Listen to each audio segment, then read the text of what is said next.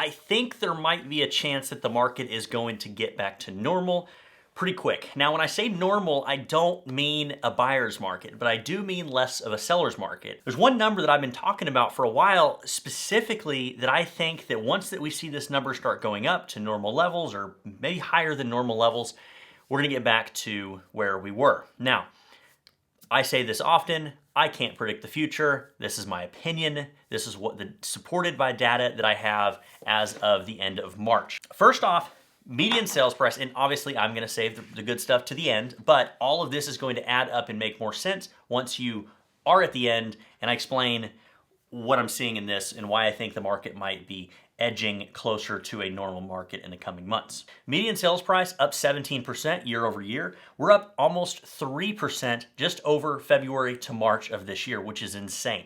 17% also year over year is a outstanding number. So median sales price 2020, $259.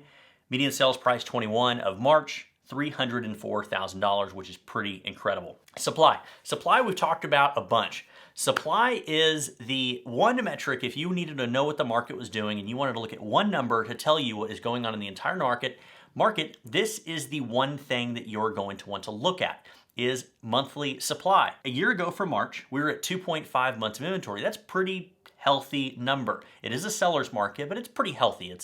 Buyers can buy houses, sellers can sell.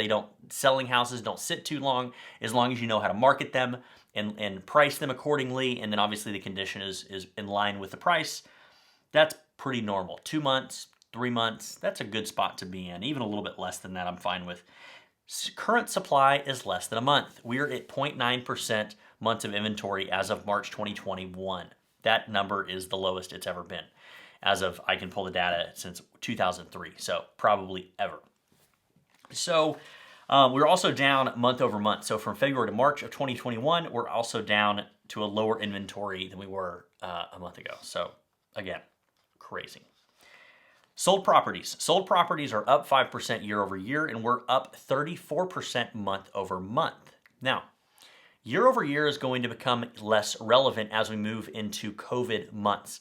What I mean by that is if COVID started hitting March, April, and then once it really went full swing, the market took a very weird change. So we really saw a drop in April for most of these numbers. So once we look at April, next month, when we're looking at April performance year over year, I'm gonna have to figure out another way to look at it because April is just, it's not a good year over year comparison, but we're still in March. March is a good one to look at. Number of properties sold up 5%, year over year up 34%, year over year 5% up, month over month 34%. So we're up a third in houses sold from February 2021 to March 2021. Why does that matter? Because a lot more homes are sold in March than February. And I've been talking about this for a while, that the one number that is really impacting our market being such a seller's market and very difficult to buy in is the low quantity of houses for sale or coming on the market. As that number increases, it is going to become easier to buy and the market is going to get back to somewhat of a normal market. Now, let's talk about new homes on the market. We're 4% down year over year. Not a big deal. I'm not even focused on that number. The number that I'm focused on is month over month, because I don't really care about the historic numbers for this. I care about what is happening in real time. And real time, unfortunately, for this is about a month. It's really difficult to compare day by day, week by week. I don't know how to do that and be accurate and precise. However, guess what? March is closed. We're in April, so I can look at February and I can look at March. From February to March of 2021, we went up 65% in new houses on the market. That number is incredible. Now, what does that tell me and what do I think is going to happen? If this trend continues to move in that direction, our market's gonna get back to normal in the next few months. Another thing to think about, just because this number's higher doesn't mean that the market is instantly back in a normal state of balance, if you will.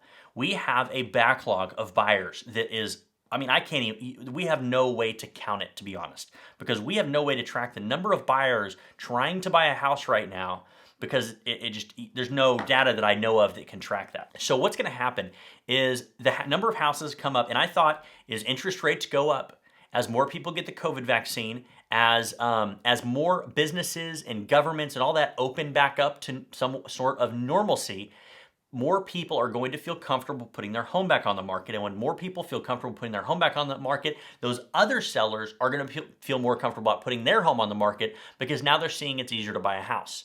Because when you're a seller, chances are you're going to rebuy, repurchase. And if the market is very difficult to buy a house and you're a seller, you're probably going to sit tight, even though you have that massive amount of equity. Getting back to the number of houses new on the market in March was up 60% from February of 21, a month prior. That's just fantastic. Now, I'm going to get back to what I was saying a moment ago about our backlog of buyers. So, 2 examples recently. I had a seller, we closed the property, we had over 20 offers on that property. About, nearly every single one of those, minus 1 or 2, was over list price. One person bought the house 19 plus, and I think it was like 23, 25, something like that. The remainder of those people got no house. They're going to have to continue looking. That is the backlog that I'm talking about. I have a buyer recently, had 20 some odd offers. We won, had 20 some odd offers competing against us. We won the house. All those other people did not. That's the backlog, again, that I'm talking about.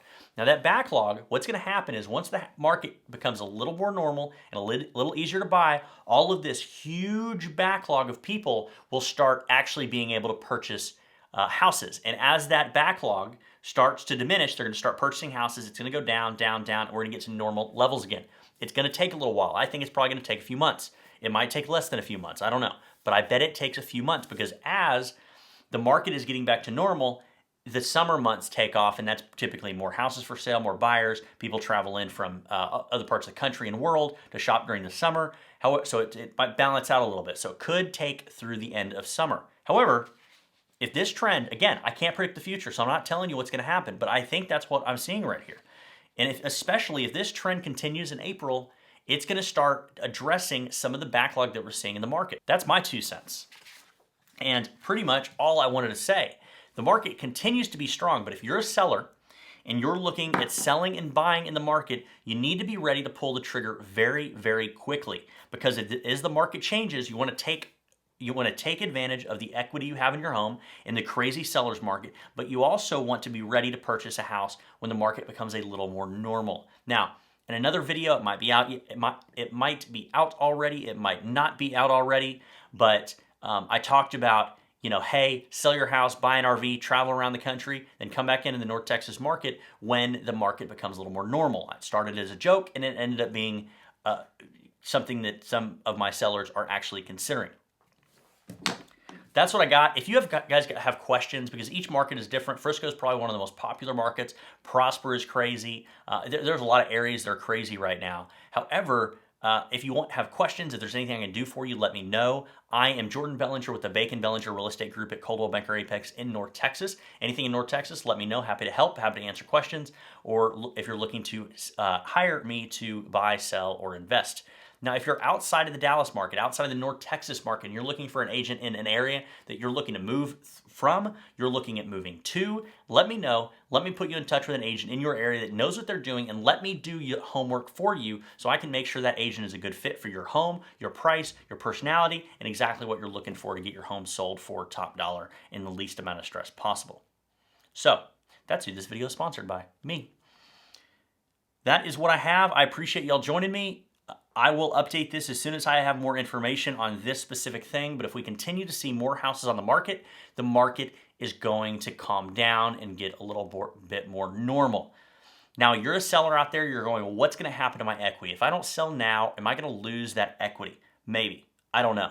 Again, can't predict the future. I have no idea if that, I have sort of an idea, but I don't know for sure. And what I think is going to happen is the equity we've been seeing has been growing like this, right? And then it's going to keep growing.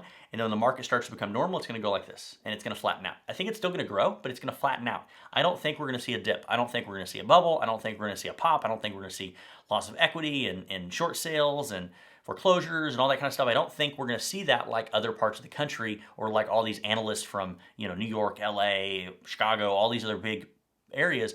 I don't think we're going to see what they think we're going to see, especially in North Texas market. So that's what I got. Again, Jordan here with Bacon Bellinger Real Estate Group at Coldwell Banker Apex, and I will talk to you guys later. Bye.